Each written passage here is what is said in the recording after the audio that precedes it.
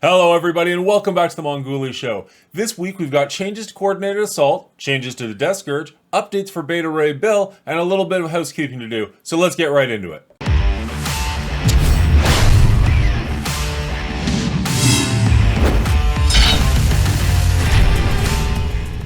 Alright, so the first thing we're going to take a look at is the updated Scourge events.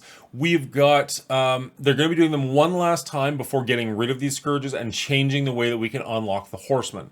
So this is the last time there's going to be this kind of Scourge event with the leaderboard. So if you really like these events, make sure you pay attention to them. We're going to be getting Morgan Le Fay's Pestilence Scourge on the 17th. That's Monday. It's going to be the exact same that it's been for the last year or however long it's been. So if you like those events, make sure you get them done. They are going to be changing, but we don't know what they're going to be changing to yet. The information is not here. They are saying that Famine will be in July, with War and Death being planned for September. So Famine will also be in July. So that's 2 this month and then 2 in September. We're taking August off, apparently. That's good to know. So I've already got Morgan Le Fay. All of them except for Death are maxed out. So I have to wait for September for this to really matter, but I'm still going to get some of the... It's still worth participating in. There are still some good rewards, even if you are not collecting the stars you need for those characters anymore. Oh, hey, real quick. We're almost at 200 subscribers. If you want to hit that subscribe button, if you're a fan of my content or Marvel Strike Force in general, that would really mean a lot to me. I'd really like to hit that milestone. That'd be great. Let's get back to the show.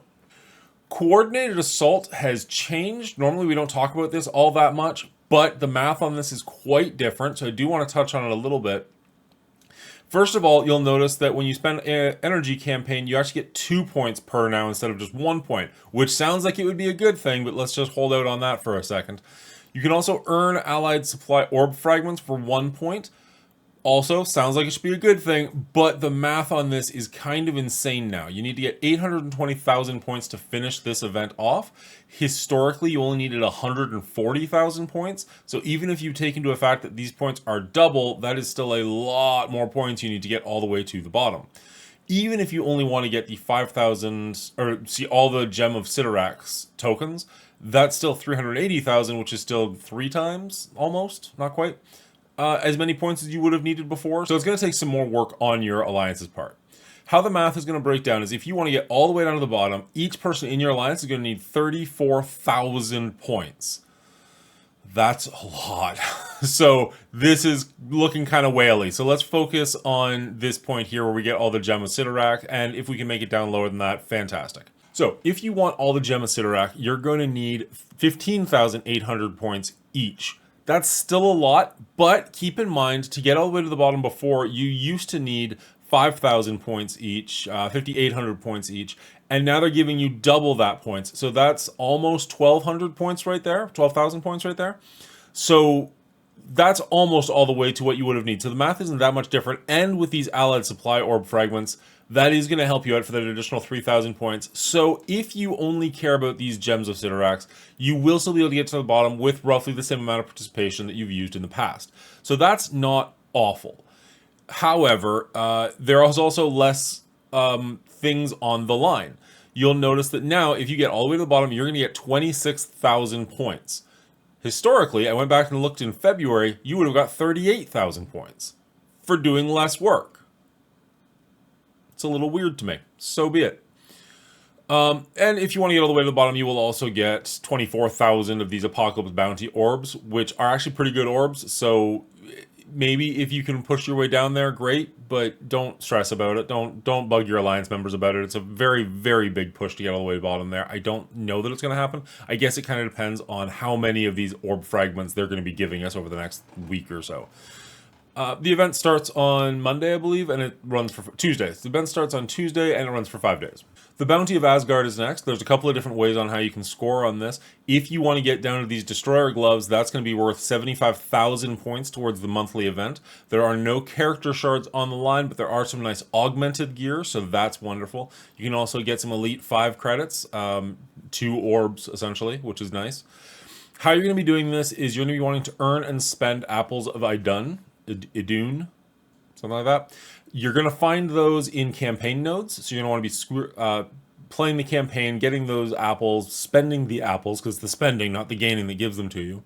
You can also get war credits up to 37,000, and it cuts Each one counts for 2, so you only actually need 18,800 to max this out. If you've got all 5 nowhere characters, and I'm going to assume you do, that's worth 1,000 points, or 10,000 points. If you can play war battles with them, you will need to play 2 different war battles with them, but it's over the course of 5 days, so that shouldn't be a problem. And if you've got them at higher tiers, the math just gets easier for you. I'm going to assume you don't have them at higher tiers and only work on the math up here. If you do, it just makes your life easier. Congratulations. What we're going to be looking at here, the Apple of Idun, if we actually scroll down for a second, you can see that there is going to be an event running concurrently where you can actually earn 1,000 Apple of Iduns a day for playing 15 raid battles. You only have to play the raid battles, you don't have to win, but you do have to put in 15. If you do, you're going to get a bunch of allied supply orb fragments for the event we just talked about, as well as Apple of Iduns for the event we're currently talking about. It lasts for 5 days, that's 5,000 points right there if you spend them all. So, that's 5,000 points off the bat. You've got your Alliance War credits. If you can get 18,000 points, that's 37,000 points, 600 after that. And with your Nowhere characters, again, assuming you've got all 5 of them, that's another 10,000 points. So that means that we are lacking 24,000 points roughly to get down to the Destroyer Gauntlet, if that is in fact our goal.